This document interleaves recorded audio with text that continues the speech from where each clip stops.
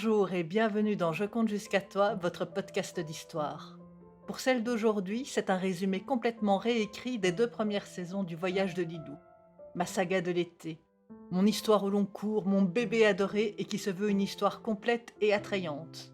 Enfin, je l'espère, hein, ça c'est à vous de me le dire. Enfin bref. Attention, dans un instant, on va commencer. Installez-vous dans votre fauteuil bien gentiment. 5, 4, 3, 2, 1, 0, partez.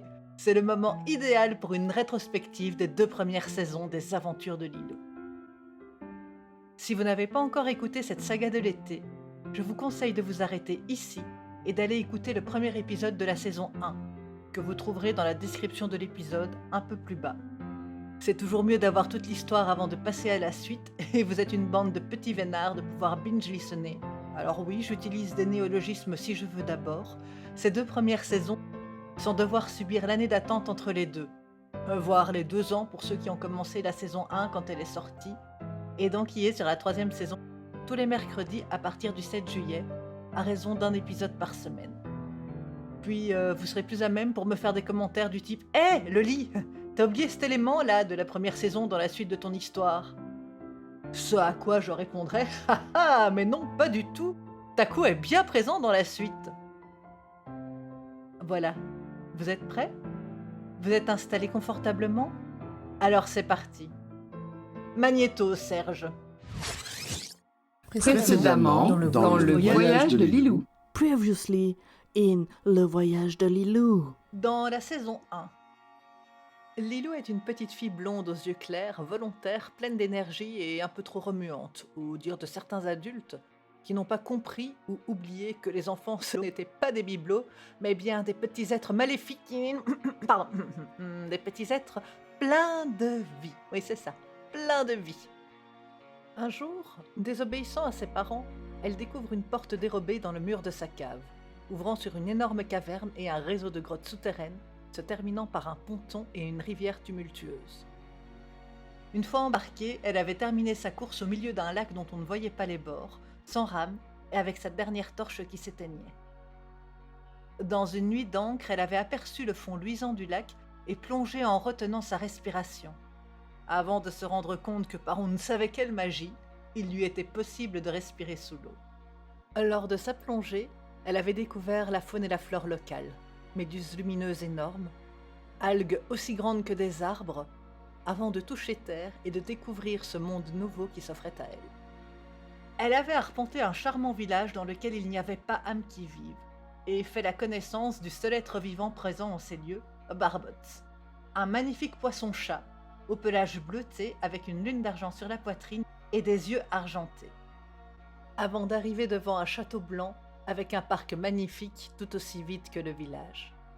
Elle s'y était installée avec son compagnon animal, y avait passé de chouettes journées avant de découvrir les 2 autres habitants du château, un prince et son chien. Enfin, pas tout à fait. Un prince victime d'une malédiction, humain la nuit, un monstre le jour.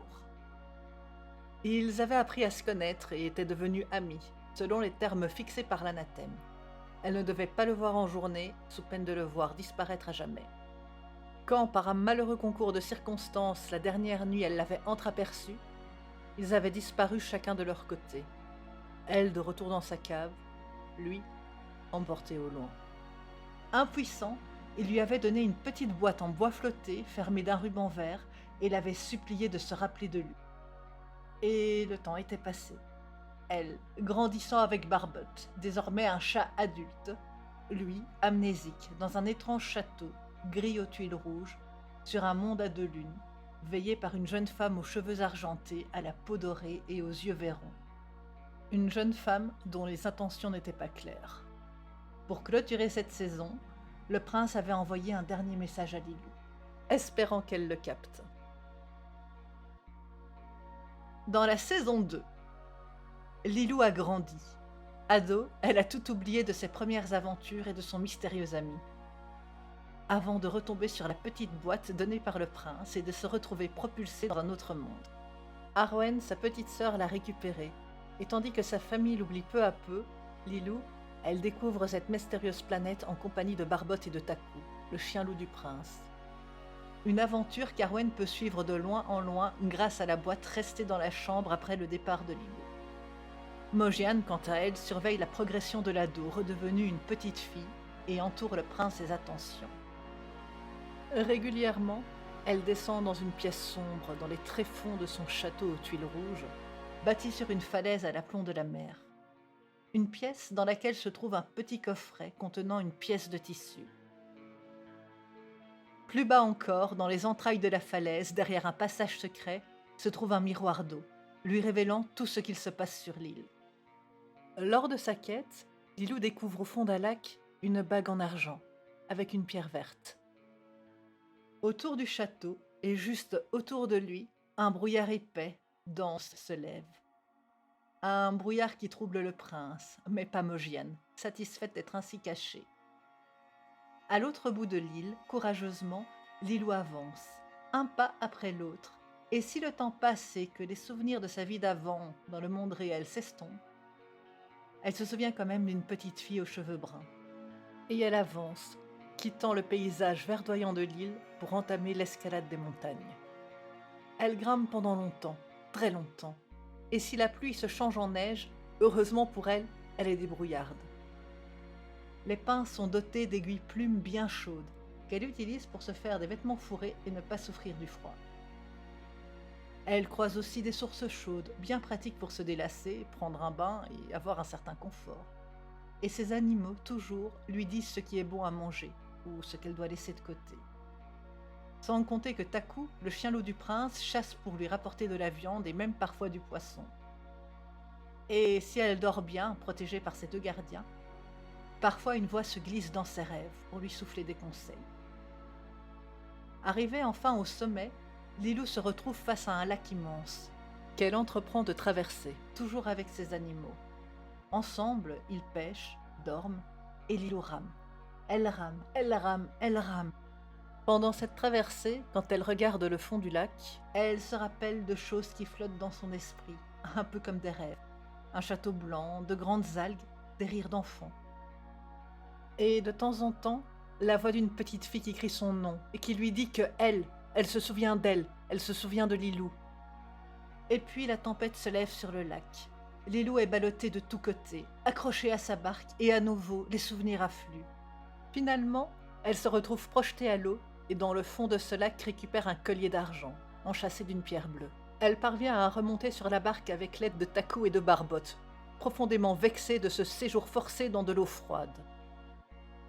Épuisée et trempée, elle s'endort, tandis que ses animaux la recouvrent, la réchauffent. Quand elle se réveille, elle est immobile sur le lac, et la brume qui était au loin semble se rapprocher de plus en plus, au fur et à mesure qu'elle enfonce ses rames dans l'eau. Plus il se rapproche, au plus le brouillard est dense, et les sons étouffés.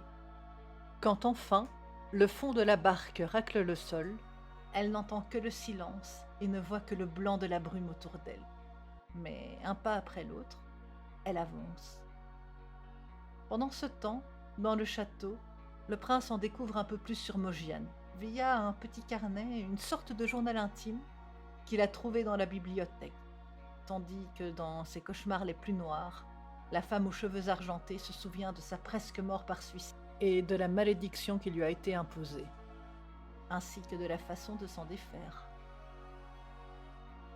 Lilou avance dans la brume, Barbotte blottie dans son cou et la main posée sur l'épaule de Taku.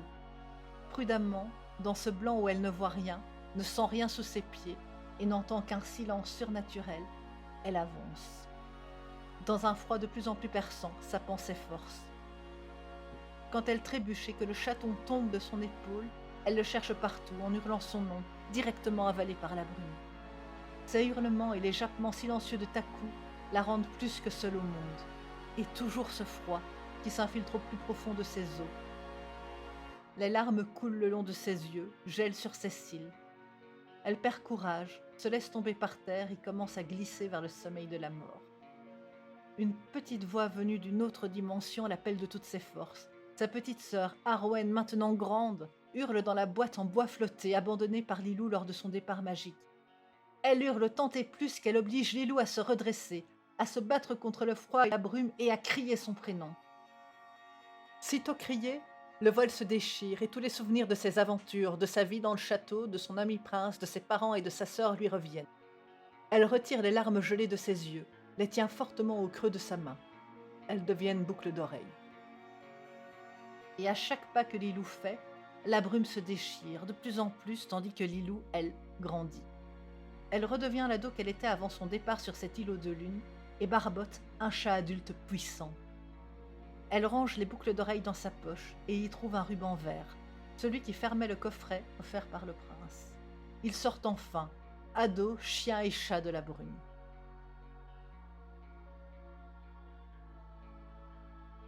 Le soleil couchant met des reflets dorés dans le ciel et les nuages sont d'une belle couleur rouge-orangé.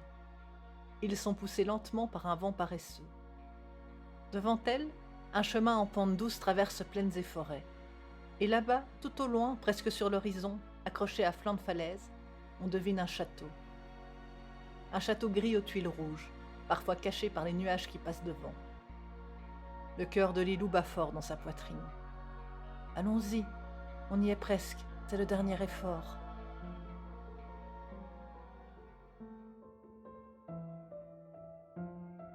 Sachez déjà que j'ai énormément souffert pour refaire ce truc parce qu'il y a eu plein de bugs et tout, et c'est bien parce que je vous aime et que j'espère que vous allez l'écouter que je l'ai fait.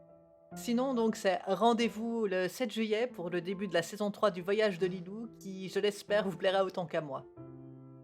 Et comme d'habitude, si vous avez aimé, n'hésitez pas à commenter, partager et mettre des étoiles sur les applications de podcast. Enfin, en bref, juste dites-moi que vous existez et que vous m'écoutez, quoi. Voilà, merci, au revoir, bisous.